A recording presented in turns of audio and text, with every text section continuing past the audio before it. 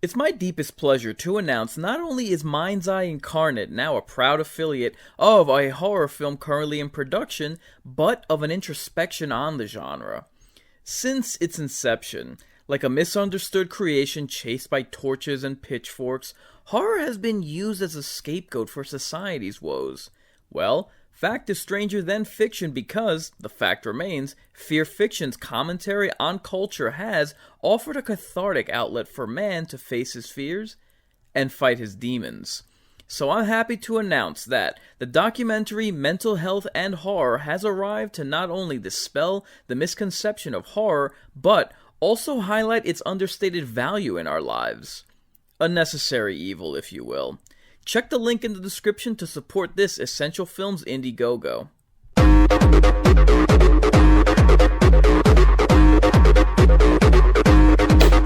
Our story kicks off in Prague, where, because of bad business deals, Paramount Pictures resorts to selling plasma to keep their studio afloat, but that's because of association with a different vampire, so a story for another day.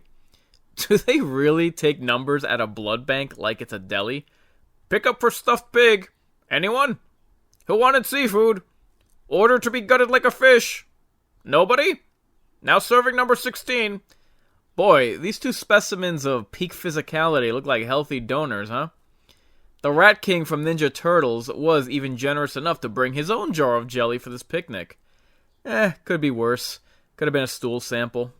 We need to install the plumbing. I'll go get the bathroom.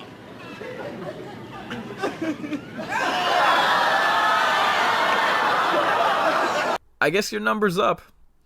The Gestapo give their guest Nomak a tour of those crappy Hostel movies and the remains of Eli Roth's career. They strap their blood bank donor to the table before informing him that they'll be making a full withdrawal. When the doctor whips out the Freddy Krueger gloves, Nomak decides to split, gives them the slip, and prepares a nightmare scenario of his own. Come in here, Fraulein. Joseph Mengele remembers he's late for a proctologist appointment. He'll need a change of pants after what he's just seen. Nomak tells him he can't leave without saying goodbye and plants him a big wet kissy. Before we get to our hero's prologue, let's first hear from our sponsors. Think of the power to tune out the whole world placed in your hands. Now think again, because Jabra Headsets puts that power in your ears. Listen closely. From workout earbuds to Bluetooth music headsets and office hearing devices. So, if other brands play your music sounding like a broken record, march to the beat of a different tune with Jabra. If you're an HD snob like me, you probably buy Samsung for all your major electronics. Catch up on your favorite horror classics on one of their Ultra HD TVs. Watch one of Scream Factory's Blu-rays on their 4K players. Keep up with updates from 80s horror documentary In Search of Darkness on a high-end tablet. Subscribe to your favorite YouTuber through one of their Galaxy phones. I have so many Samsung devices, I've always thought they should be paying me. Well, now they can, and you can help. If you use the link in the description for either Samsung or Jabra purchases, it'll help the channel out tremendously. With the promotional considerations accounted for, it's on with the show. You can tell from Blade's opening monologue to catch the audience up to speed on the story that they were definitely going for more style in this follow-up effort. 20 years ago, I met a man that changed that. Whistler taught me the rules, gave me the weapons to hunt with. I should have finished him off. Now I'm hunting him. Blade is in hot pursuit to perform a citizen's arrest. He sees fit to correct the mortal sin committed by these bloodsuckers, and I don't mean feeding on the living. Rule number 1, only Blade wears shades. Baldy slides down the pole and feels pain for some reason. When Blade arrives to show him how it's done, you gotta let the CGI handle the cool drop-in. Not once, but twice. Sadly, not as good with the batarangs, though. Blade makes an example of the poser wearing sunglasses, jacks his bike to add insult to incineration, and pulls up on Bray Wyatt to find out where the after party's going down. Hey buddy, need a lift? When Duck Dynasty pretends he doesn't have any answers, Blade helps him jog his memory.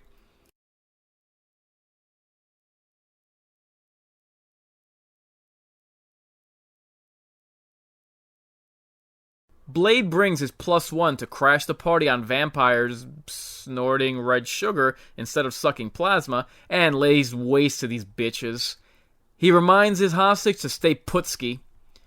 A bunch of minions attempt to throw down with the Daywalker, but what were they thinking? Not only is this the opening fight scene, but did they think nameless henchmen stood a chance against the title character? Have you any idea how many anonymous henchmen I've killed over the years? And look at you, you haven't even got a name tag. You've got no chance. Why don't you just fall down? Go on, son.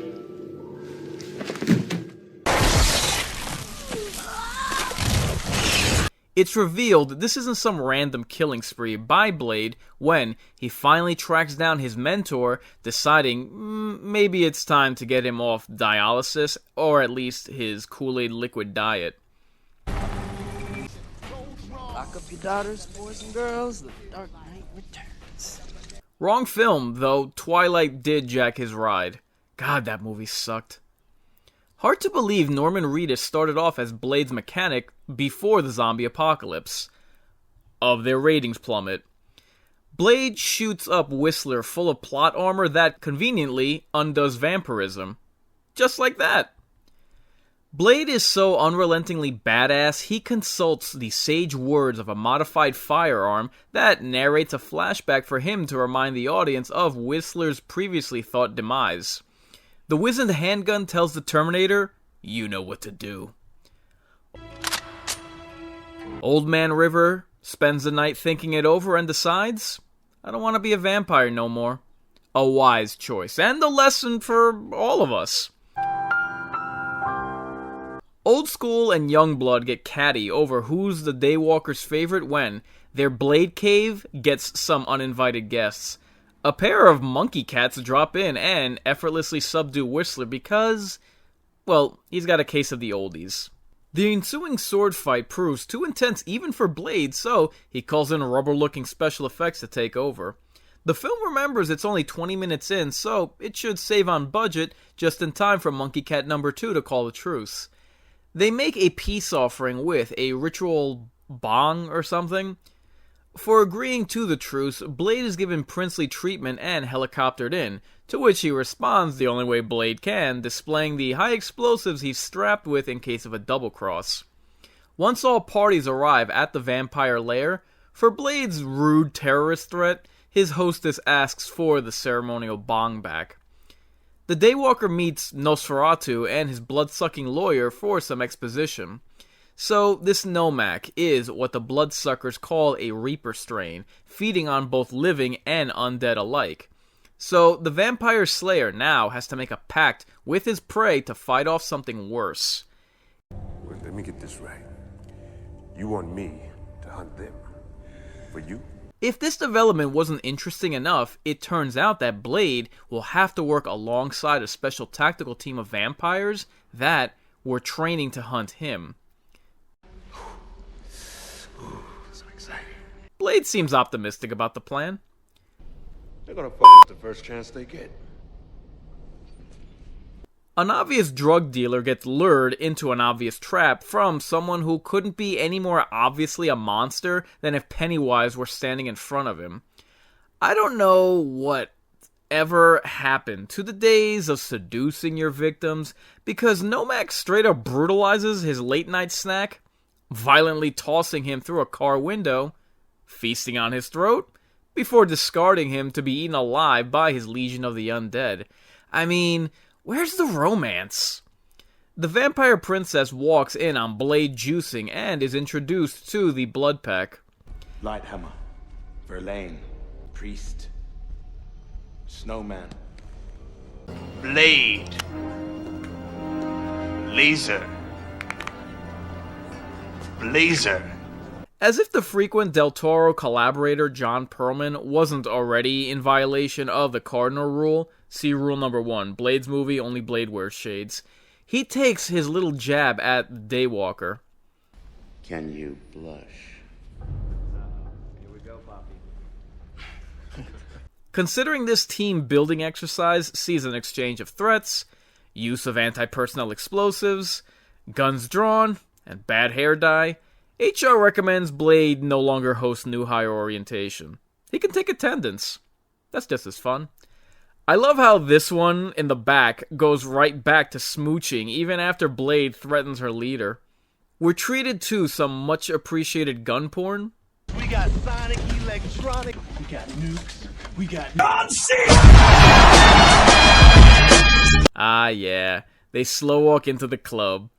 It's funny how they talk about stealth and blending in considering they're all mic'd up and heavily armored. The budding magnetism between Blade and Perlman is so pungent that not only does it attract Nomak, but he gets aroused just catching a whiff of their musk.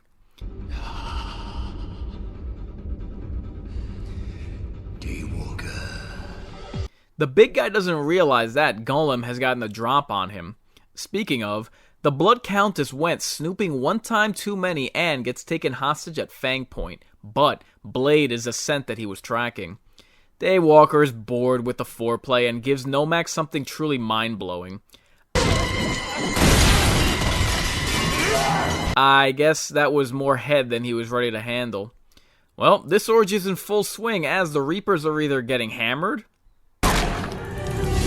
nailed, or pumped full of lead. And that's before they start spreading themselves.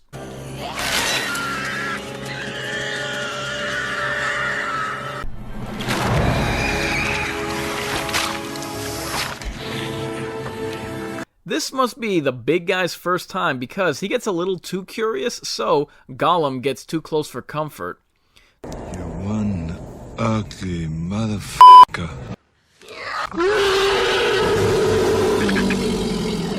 The Reapers outside get instantly Me Too'd for their advances when Rita's forces daylight up for them to take that walk of shame. No means no, fellas. Gollum gets chased off, leaving a hickey on the big guy to remember him by. One Reaper makes quick work of the mess he's made, cleaning up any body fluid before getting out of dodge. Nomak arrives and is ready for round 2. He's up for getting down and dirty, but fortunately, Blade's worn protection.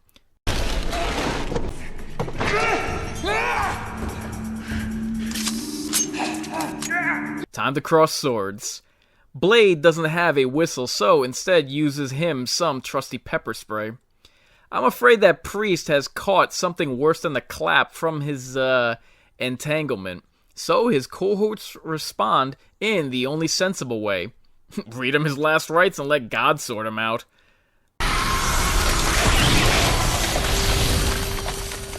The Blood Pack find themselves a stray Reaper. Meanwhile, Nosferatu helps himself to some Jell-O?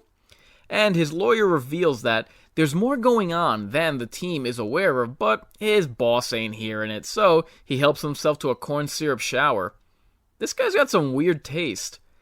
Seems that the trapped ghoulish imp is not long for this world, so Blade and Elvira leave Pete Davidson to sort out his affairs. Curious as to why such an untalented creep keeps getting news coverage, the Blood Pack figures it's time for an autopsy to see what he's made of. Shouldn't be surprised he's got a mouthful of spunk. He's got to be blowing somebody to be popping up in the public eye so often. Mistress Hair Dye is a pretty bad doctor when she can't see bile pouring from her boyfriend's neck. As much of a fan that I'm not of the Predator mandibles, it was an interesting addition that the hearts were encased in bone. When Blade informs the Blood Pack that they'll have to take the fight to the Reapers, the sexual tension from so much chutzpah in the room, they've got a lot of chutzpah, gets kicked into overdrive. Better get you some sunscreen, Buttercup. How'd you do hookup? Pheromones. Harvested from the Reaper's adrenal glands. You're about one cunt hair away from hillbilly heaven. Decided to take him back to my tent for a little Three's Company action. They want us to spray on some suck puppy's nut juice. I love it when you talk dirty. Ooh, so excited. Scud puts together a party favor. When Blade shows concern for his girlfriend's safety, she responds with a look that only tells me one thing. She wants the dick! Blade gives this team-building exercise another chance, so, field trip! They pack on the Legion of Doom football pads. Now that they're fully armed and suited up in Halo armor, they opt for that oldest and wisest of survival strategies in a horror movie. We should split up. We can cover more ground that way. Yeah. Yeah, good idea. Really? Every horror film ever. Ain't nobody here but you and us, Buttercup. I'll leave you two lovebirds return to yourselves. Don't say gay. Whistler sets the mood with some aromatherapy. Man, the anticipation has been building so much, someone better start making out! Ah, finally. But, did he really have to kill the samurai vampire? He didn't even get to turn any Reapers into chop suey. Plus, Big Man's just gonna get hungry a half hour later anyway. His girlfriend really should have used live rounds instead of a paintball gun.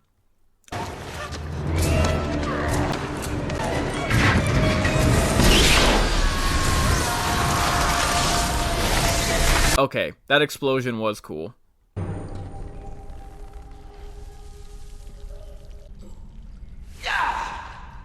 Yep, still a vampire. Blade senses a trap, but is slow to make the save from the vampire sharks. Now that Jackie Chan and Snoop Dogg have bitten the dust, the reason Daywalker took his time just to only save the girl is because of Blade Rule number 2. Blade's movie means he's the only diversity vampire. Plus, let's be honest, Elizabeth Bathory didn't stand a chance in those waters. I mean, the fastest female swimmer can't beat a man even if he placed 462nd. It's science. He manages to use the party favorite to flush out the Reapers so his sword can finish them off with some unconvincing CGI. Considering the eruption of sunlight, wouldn't that alone have killed them? He already showed his own team, now Blade's gotta school these Reapers that he ain't down for the pillow talk. You obviously do not know who you are fucking with! Take him to church. This guy unloads so much weapons-grade machismo that his balls ain't just the size of the sun, but apparently they're twice as bright. As Blade is blasting bitches before detonating a firestorm, he makes enough time to give one overly eager bloodsucker a mouthful. Nomak drops in to spill the beans on a conspiracy. Meanwhile, Blade makes yet another save. Now that it's just him and Vampirella, he can take the time and give some of that sweet chocolate she's been fiending for the whole movie. I want you to suck my dick like you think the antidote's in it. Like you trying to get some Robitussin out there, man. Not only does he have a peeping Tom to spoil the mood, but he gets mistaken for any black man fitting a description. Did you see the guy that tried to rob you? Yes! Yes, I did! He was about 6 feet tall, I'd say. 6 feet tall? Yes. He had his hat on backwards, too. Good. That's good stuff, yes. He was black? Okay, big lips, big nose, dick hanging out. Say no more, sir. I'll draw him from memory. You know, let me get my stencil. I think we can trace this guy and save some time. Calling all cars, calling all cars. Be on the lookout for a black male between 4'7" and 6'8". Between 120 and 380 pounds. He's wearing Nikes. Get this man! They stage themselves a little mutiny against Blade, which shouldn't come as any shock. Hate crimes just get staged nowadays. At least the botched ones. Blade gets the skinny on the lowdown, the plan to engineer mutant beluga whales as killing machines for world domination. Or maybe Nomak was a failed experiment to breed better vampires. You decide. That's not the only duplicity going on. As a triple cross, Norman Reedus reveals himself to be a double agent as a vampire familiar. But in a quadruple cross, Blade reveals he knew all along and that the bomb isn't a dud. Are you taking notes? There's going to be a test later. So, Blade discharges Norman Reedus for his white privilege, Daywalker gets fitted on one of those weird Indian massage beds.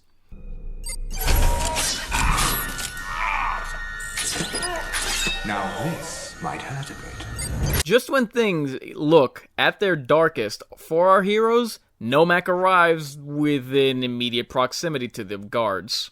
Despite every gun and bullet the guards have at their disposal, they're no match for Nomak's fancy wire work.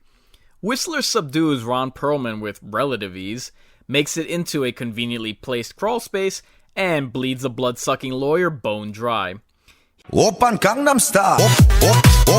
Oppan Gangnam Style. Gangnam Style. He wakes Blade from his massage therapy. The Predator has gotten his taste for blood, and now it's time for the hunt. He'll never enter here. But just in case I better GTFO, feel free to tag along.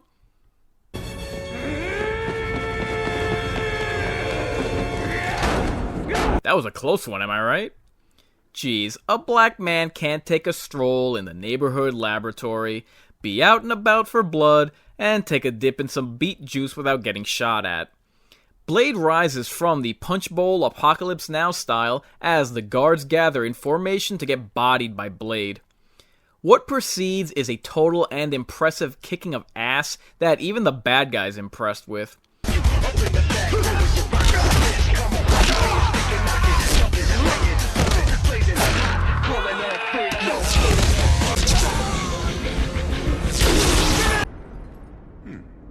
Perlman unwittingly broke the third rule from the Book of Blade.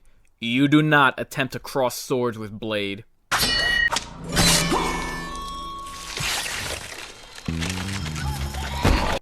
And that's why. Freshly rehydrated from his bloodbath and sporting fresh shades, Daywalker is ready to go full New Jack City on a bitch. Nomak arrives and breaks all blood ties with draining it from father and sister. Blade's got a stiff one just for Nomak, but his pullout game is too strong. Damn, this guy's good. Ladies and gentlemen, this is the main event of the evening. They grapple, they throw fists, they shatter walls, they break bones. But Blade don't care. This is the Daywalker, baby. He ain't dropping his shades no matter how impractical they are in a slugfest. You heard the man. This is the prize fight here. Blade's got one last trick up his sleeve. A blade. He said it! He said it! And shanks him like a snitch. Nomak accepts his defeat and another one bites the dust. Blade shrugs it off and gets back to business. Drusilla invites Blade to a sunrise so she can vanish beautifully in his arms. The same way everyone does at the hands of Thanos. As much as the Bray Wyatt-looking dude from the beginning was looking to relieve himself at a peep show, Blade will be the one to relieve him of his male gaze to close out the movie. I realize that the original Blade gets its just due, as it should, for paving the way for X-Men, the other adaptations which would save Marvel from bankruptcy, leading all the way to the Avengers Juggernaut. Juggernaut, bitch! I mean, hell, 20 years after the original Blade, Black Panther released.